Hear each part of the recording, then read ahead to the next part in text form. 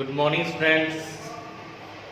All of you welcome to online classes from Ranthambore Children Academy, Senior Secondary School. आज हमारे जो topic है वह है टेंस। तो चल ही रहे हैं, आपको पता ही है टॉपिक हमारा टेंसेज है। टेंसेज हमारा टॉपिक है। इसमें जो हमारा आज का टॉपिक है, देखिए पिछली कक्षाओं में हमने प्रेजेंट के बारे में पढ़ लिया है। आज हम पास्ट टेंस को स्टार्ट करेंगे और इसके चारों ही रूप जो प्रकार है, इसके चार, पास्ट इंडेफिनिट या simple past tense, past continuous tense, past perfect tense और पास्ट परफेक्ट कंटिन्यूअस टेंस, इन चारों के ही बारे में हम पढ़ेंगे।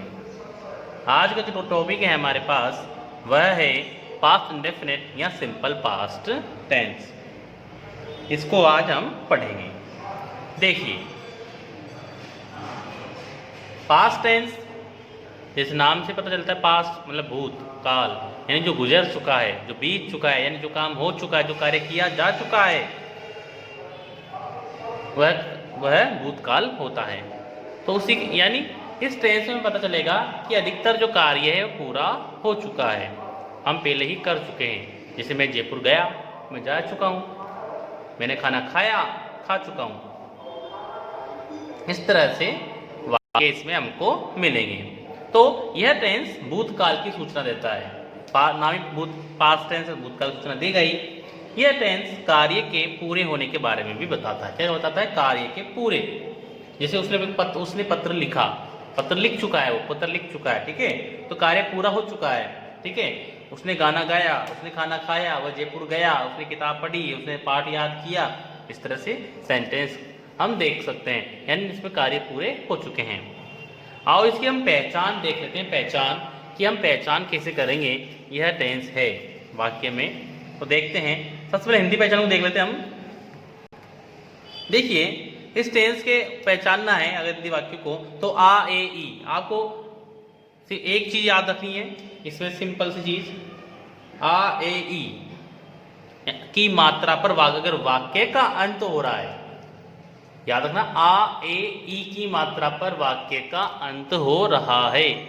अब आप ही कहोगे था थे भी होता है ही है भी होता है, लेकिन नहीं, उसमें से चाहे हो या ये ई हो, था थे थी हो, याद रखना ये चीज होनी चाहिए। आए की मात्रा वाक्य का अंत हो, लेकिन या ये ई ये हो, इनके बाद है ही है हूँ ये ना हो, मैं जयपुर गया हूँ, है ना, तो इस तरह से वाक्य ना हो। सिर्फ इसी पे ही वाक्य खत्म हो जाए। उसने खाना खाया, तो यहाँ पे खत्म हो गया। वह जयपुर गए, ये हो गया। वह विद्यालय गई, इस तरह से, ठीक है। वह पढ़ता था, ये वाक्य। हम पढ़ते थे, वह पढ़ती थी। इस तरह के वाक्य अगर देखने को मिले तो हम पहचान जाएंगे कि ये पास्ट इंडेफिनिट का वाक्य है। और कई बार इंग्लिश पहचानने में भी देख लेते हैं, कई बार दे देते हैं पास्ट टेंस सूचक, एडवर्ब, क्रिया विशेषण हमें मिल जाती हैं, जिनमें एगो मिल जाता है, लोंग एगो मिल जाए, कई बार यस्टरडे मिल जाए, ये पहले की यस्टरडे यानी जो बीता हुआ कल है। अब ये पास्ट टेंस को बता रहा है, तो आप पहचान जाओगे। एगो मतलब भी जो बीत चुका है, उसके बता रहा है। लास्ट मंथ जो बीत चुका है, गत माह, ऑन संडे, ऑन फ्राइडे, इन मार्च, इन जून, इन 1990। वो कहे जैसे उसका जन्म 1990 में हुआ, तो हो चुका है जन्म, पास्ट टेंस की बात है। वह जून में जयपुर गया, ठीक है। इस तरह से अगर वह उसका जन्म, हम फ्राइडे को स्कूल गए, विद्यालय गए, तो यानी जो कार्य पूरे हो चुके हैं, इस तरह से आपको वाक्य मिल सकते हैं। तो आओ हम देखते हैं एक चीज़ के बारे में। आज हम स्टार्ट कर रहे हैं अफर्मेटिव सेंटेंसेस, यानी इसको जो चार प्रकार के सेंटेंसेस हम पढ़ते हैं उसके बारे में एक एक के बारे में देख लेते हैं। अफर्मेटिव सेंटेंसेस वाक्य, इसमें आप किसी प्रकार के ना तो निषेधात्मक यानी नेगेटिव यानी नहीं मिलेगा, और ना ही क्वेश्चन मार्क यानी प्रश्नवाची चीज़ें आपको मिलेगी। साधारण वाक्य रहेंगे।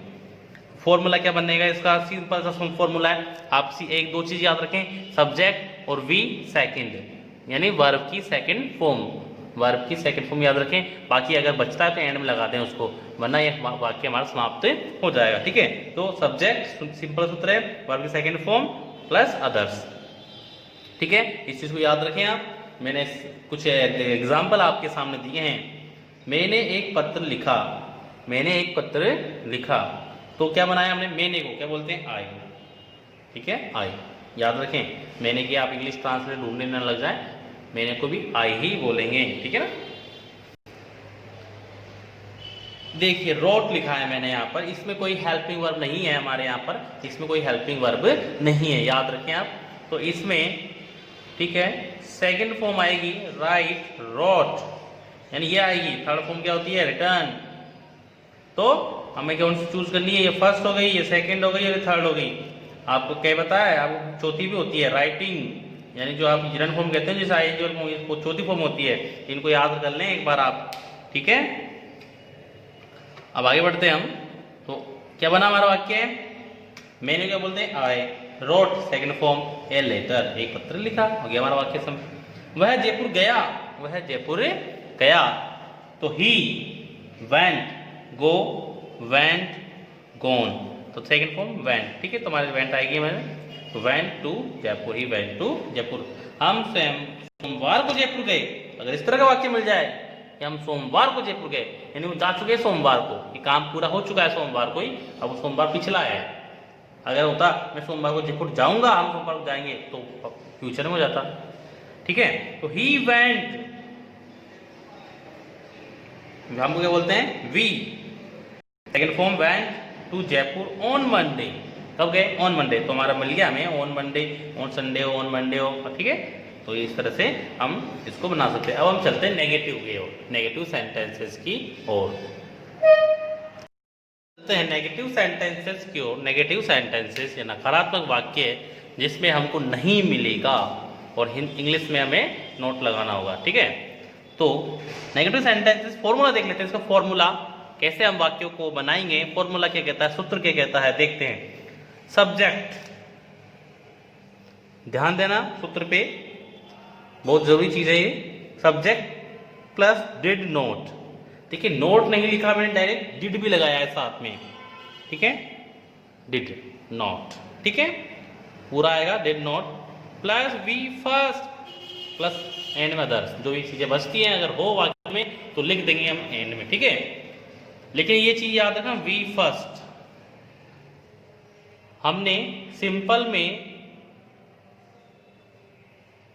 के जो अफर्मेटिव सेंटेंस थे उसमें यूज की थी सेकंड, लेकिन नेगेटिव में यूज की है फर्स्ट।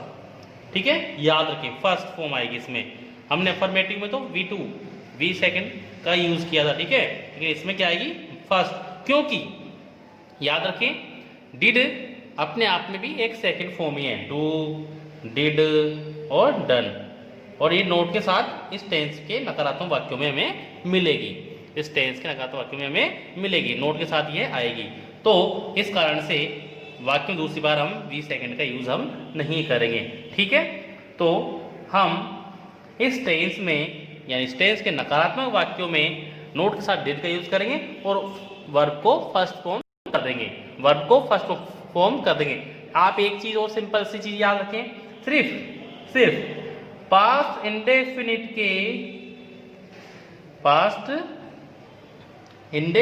के अफर्मेटिव सेंटेंस में ही V2 का यूज होगा और कहीं भी नहीं होगा। कहाँ नहीं, कहीं भी नहीं होगा।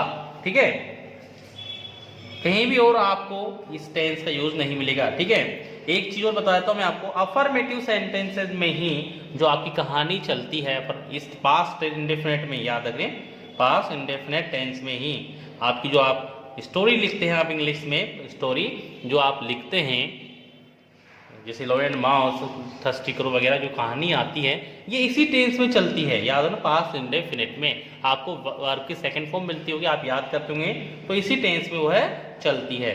ठीक है, तो अगर आपको मान लो कहीं भी कहानी याद नहीं रहती है, कहानी याद लिख लें और उसका ट्रांसलेशन इंग्लिश में कर लें।